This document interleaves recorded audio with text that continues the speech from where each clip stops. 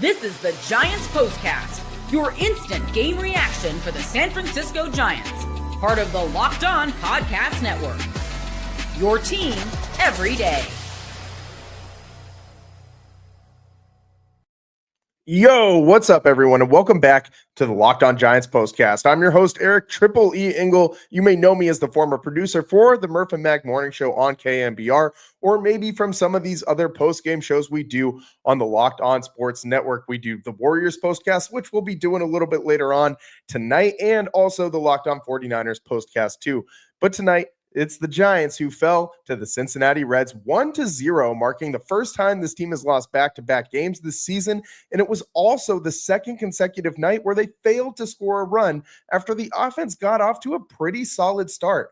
The Giants only mustered 4 hits tonight and were 0 for 6 with runners in scoring position, which really wasted an efficient, effective game from Landen Roupp. It's the first time the Giants have lost a series this season, but hey, they unveiled the new City Connect, so we got some stuff to talk about. We'll break it all down, but first, I want to thank all of you for watching us on the Locked On Giants YouTube channel. Please, if you aren't already subscribed, hit that subscribe button right now. Thanks also for listening on the Locked On Giants podcast feed, and make sure to check out the Locked On Giants Daily Show for more in-depth coverage. My guy, Ben Kaspick, always doing a great job. And the one run in this game from the Reds came in the top of the third, and it came off of the efforts of Steer and Fraley, really. Steer, a leadoff double, not his only double of the game. Fraley then singled to put runners at first and third base with nobody out. Fraley steals second, and a Trevino grounder to Adames scores. Spencer Steer gives the Reds a 1-0 lead. And then Roupp got out of the inning without any more damage, did a nice job dancing around those runners on base other than giving up that one run. And it really sucks that even though that's the only run he gave up, like that's a really, really, really good outing for just about any pitcher that's going to result most of the time in a win for your team, especially if your bullpen goes 3 strong innings without giving up a run. If you think, you hold a team to 1 run, you have a good shot at winning. But tonight for the Giants, that just was not the case. The Giants did not manage to score a single time in this game. With runners in scoring position, they were 0 for 6. They left 5 guys on base, hit into a double play after a leadoff single in the 8th inning. But we also got to credit the Reds a little bit here because there were some moments where the Giants looked like they had some chances, specifically there in the bottom of the 5th with 2 outs and Schmidt at third base. Ramos gives one a ride out to the warning track in right field, and Fraley, man, makes an amazing diving catch, going straight back basically towards the wall, and somehow came down with it, saves a run, steals an extra base hit from Ramos. And who knows what else could have happened with Ramos on base and a little bit of life back in that Giants lineup and in their bats. And then in the 9th inning as well, you had Jung-Hoo Lee leading off the inning, hits a little flare out to left field, and Blake Dunn makes a great sliding catch to rob him of a leadoff hit that could have changed how things went there in the 9th as well. Those two plays, and I mean, really, the Reds played really solid defense all throughout this one. That kind of spoiled anything that the Giants had going for them. So the Giants really struggling right now with runners in scoring position, and I think, honestly, that's probably what we're going to be talking about going forward. This is what you'll be talking about. And really, this is not a stat that I had really kind of realized, because the Giants seemed on the surface level, I mean, they were scoring runs. It seemed like they were coming up with big hits and big moments, but the Giants starters have stranded 86% of base runners through 10 games. That's referring to their pitching staff.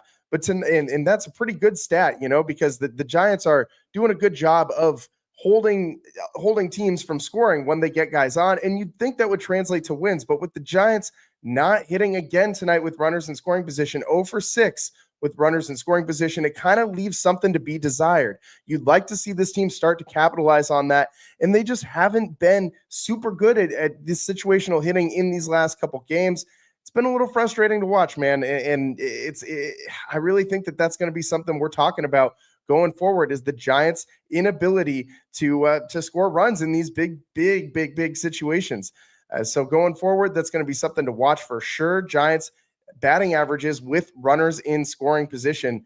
It's just been a tough situation in the last couple games where they really did run into two pitchers who were just, kind of locked in. Lodolo tonight and Hunter Green yesterday. It's a tough pair of pitchers to run into when both those guys have things going for them. Giants are now 2-2 in these one-run games. It's something that you want to see them be a little bit better at. They lost a lot of one-run games last year, so I think that's going to be key for them going forward.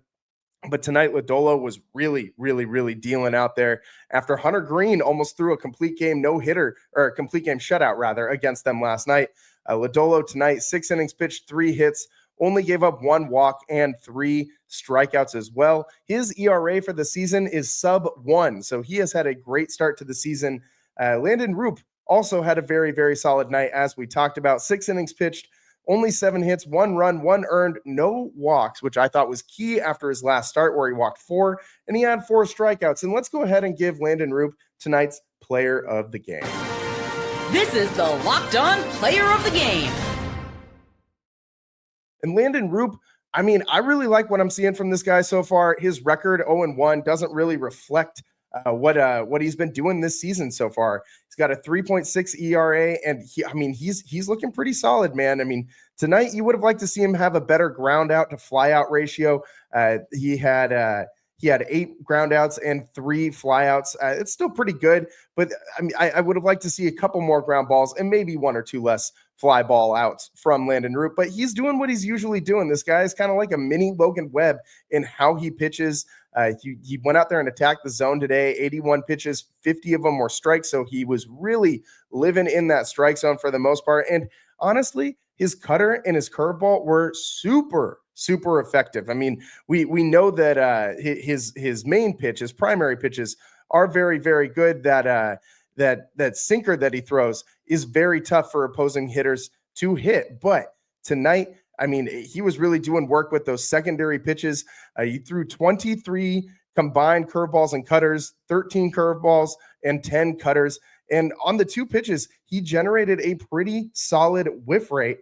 Between the two, he had a 38% whiff rate on that curveball and a 33% on the cutter. But he was also getting several called strikes with those 2 pitches. When you look at the called strike plus whiff percentage for his cutter tonight, 40%, and the called strike plus whiff percentage on that curveball, also 38%. So very, very good job by Landen Roupp using these secondary pitches to his advantage, and he was doing a lot of good work with those. Would like to see him continue to do that and maybe mix those pitches in a little bit more. He also threw 16 changeups and obviously dominated with 42 sinkers. That was 52% of his pitches tonight were sinker balls, and that's what he does. And I thought that he was hitting his spots. He was pretty effective, didn't make any big mistakes, wasn't leaving pitches up in the zone that were getting hit. He wasn't hanging anything out there. So I really like, again, what we saw from Landen Roupp, very solid, very good stuff from the young guy going forward. I said this after his last start. I think it's going to be really tough for any of these young arms to supplant him in this starting rotation. Once he gets that opportunity, this guy's a bulldog. I love his competitive mentality, and I think he's going to honestly hold on to that 5th and final starting spot for the Giants. I do expect them to figure out ways to kind of mix in other guys in some starts this year. I think, of course, Hayden Birdsong is the first one we're all thinking of that the Giants are going to need to find some time for him to start. But man, did Birdsong look effective out of the pen tonight. Birdsong, 3 innings pitched, only gave up 1 hit and 1 walk, had 2 huge strikeouts that really gave the Giants a chance to win there in the 9th. It was the top of the 9th inning after he gave up his 1 hit of Gavin Lux leadoff double. And then Encarnacion Strand gets a productive ground out, moves Lux over to third base with just 1 out. So a clear strikeout situation with Candelario in the box, and Birdsong gets him to strike out. Then up comes Spencer Steer, who already had a couple doubles in this game, and strikes him out as well to get out of the inning and to give the Giants a chance to win there in the 9th inning. They just couldn't get it done, couldn't get over the hump.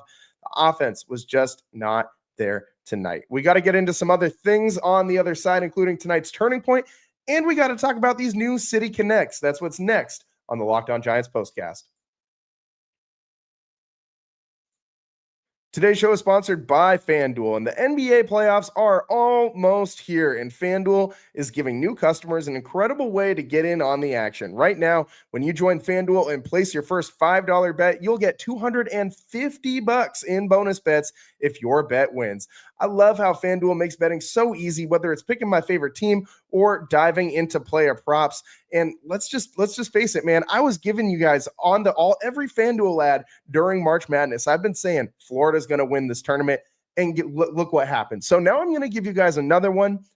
The Warriors, man. I know I'm going to sound like a homer, but they have just as good of a shot as any other team to win the championship in the NBA. Last I checked, they were plus 900 odds, so that is pretty dang good return.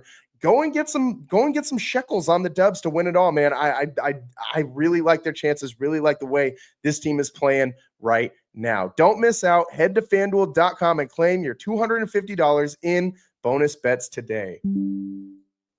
And today's show is also sponsored by Just Ingredients. When it comes to fueling your body, quality matters. And that's why Just Ingredients is changing the game with clean, high-quality products designed to support better health and peak performance. Just Ingredients offers an NSF-certified line of protein powder, electrolytes, and pre-workout and creatine, all rigorously tested to ensure they're free from substances banned by major athletic organizations. Just Ingredients also has partnered with two-time MVP Bryce Harper, who trusts their NSF certified sports line to fuel his training and recovery. I love that Just Ingredients prioritizes wholesome, nourishing ingredients without all that artificial junk, all their ingredients clean and transparent. Love that about this company. They also do everything they can to fuel your performance, whether you're recovering after a workout or need an energy boost. Their grass-fed whey protein and pre-workout deliver real results. Visit justingredients.us and use code Locked On MLB for 20% off. And for more wellness tips, follow at just.ingredients on Instagram.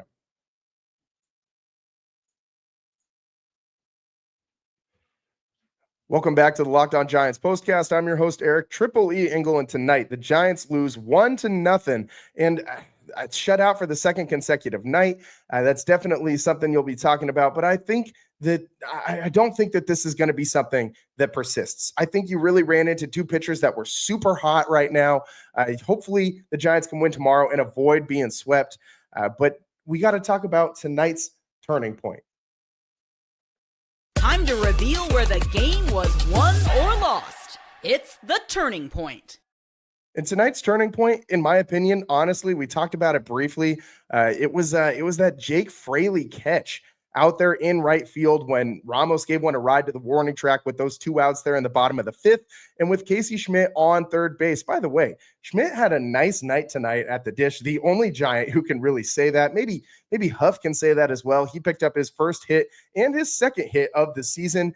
But quickly, that second hit was taken off the board after Elliot Ramos grounded into a double play to end anything the Giants had going there in the eighth inning.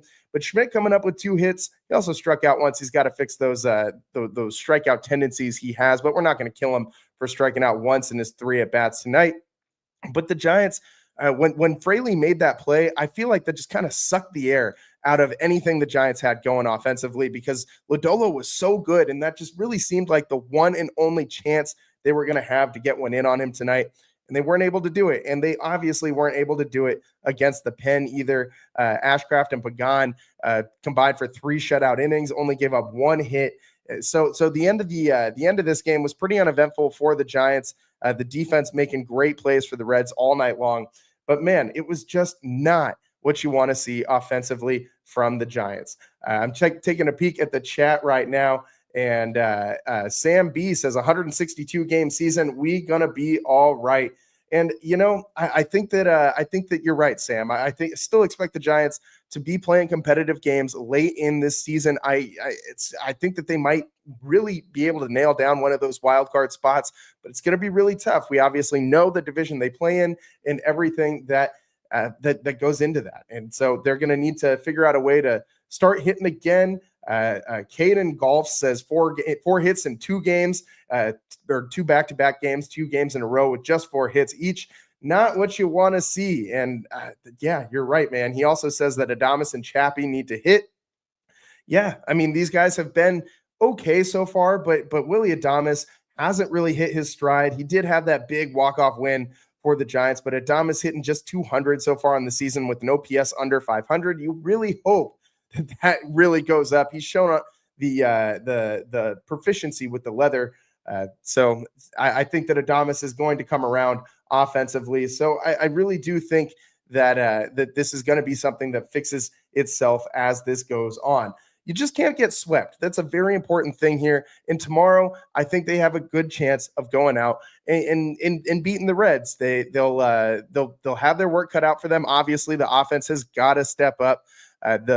Justin Verlander will be on the bump for the Giants, while Nick Martinez will be on the bump for the Reds. So Martinez, not really the same level of pitcher as Lodolo or Hunter Green. The Giants will have a much better opportunity to get some hits off of him. Before we get on out of here, I want to talk about these new City Connects, man, because obviously last year was the last year of the old City Connects, which really, I think, divided some fans in their opinions of them. On one hand, they looked pretty terrible, especially in the early days when they didn't have the right helmets for it. But when they had like the black helmet still, that looks like the hat that I'm wearing, the black Giants with the orange SF logo, it just really did not look good with the rest of the uniform being like this white and orange color. It just did not vibe, did not mesh. But these City Connects this year, I feel like have a little bit better flow with them. And honestly, I did not like what I saw from the leaks, where we just got a very up close and like tight zoom shot of just basically the font across the chest.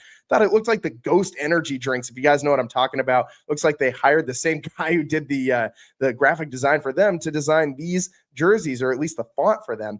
But the Giants also in the old City Connects also had an amazing win percentage in them so far after one game. That has not translated to the new City Connects. But let's give it some time before we judge these new ones on their juju, and let's just judge them on just how they look for right now. Honestly, when you look at the whole uniform together, I really like the hat. When you pair it with the socks and the pants with the stripe down it, when you consider the like tie-dye looking stripe on the sleeves of the shirt too, I really do like the whole look together. The jersey on its own could use some work. I do think that they kind of missed a shot at making it better than it is, but it's not terrible. It's not as bad as the old City Connects were, in my opinion. And I do really like the psychedelic looking glove patch that they got on the right sleeve. I think that thing is pretty dang cool. And I just like the vibe overall of the like the tie-dye-ness. And I mean, that comes as no surprise. If you know anything about me as just a human, I'm a disciple of Polly Mac. I am also a deadhead. I am, a big hippie at heart. So I do love the kind of nod to like the 1960s of San Francisco and everything about the uniforms in that sense. I think they could have leaned into that a little bit more though. But of course, I'm going to say that I'm all about that kind of vibe. One also like kind of cool note is everyone was talking about the color scheme, where did this purple come from? And that purple actually is a nod back to the New York Giants when they actually wore purple for a couple seasons out there in New York before they moved out here to San Francisco, because the old owner of the Giants was an NYU grad, and obviously NYU, their main color is purple. So he had made the Giants wear purple uniforms or uniforms with some purple on them to kind of reflect that. And this is a nod back to that kind of era. I don't hate it. I kind of like that, the vibe of it. So I really do think that these uniforms are going to grow on some people. They've already grown on me a little bit more. So yeah, I think that this is a good vibe for the Giants going forward. I just wish that they would have captured a little bit more of the San Francisco 60s era that they were clearly trying to capture with the uniform. They should have just leaned into it 100%. And, like I would have liked to see some more crazy colors in there. Like, I hate to admit it, but I really do like the crazy color schemes of the Padres City Connects with all those, like the light blue and the yellow and the pink and all that. I hate that I like it, but I kind of do. And I really wish the Giants would have gotten a little more creative with their color scheme. I like the purple. I don't really think you needed to keep the orange and black vibe in there. I think you could have gone a completely different direction with all that, but that's just me. It's about all the time that we got for you guys today. The Locked On Giants postcast will resume tomorrow in the final game of the series, where the Giants will try to avoid a sweep, as I said. Justin Verlander versus Nick Martinez tomorrow. And let's hope the Giants can get more than 4 hits and maybe pick up a hit with some runners in scoring position and score a dang run in the series finale. So that's also getaway day. It's the last game of the homestand before they embark on quite a long road trip that features the New York Yankees. That's all the time we got for you guys today. Thanks so much for tuning in. We'll see you next time. I'm your host, Triple E Ingle, Eric Triple E Ingle. We'll see you next time. Peace.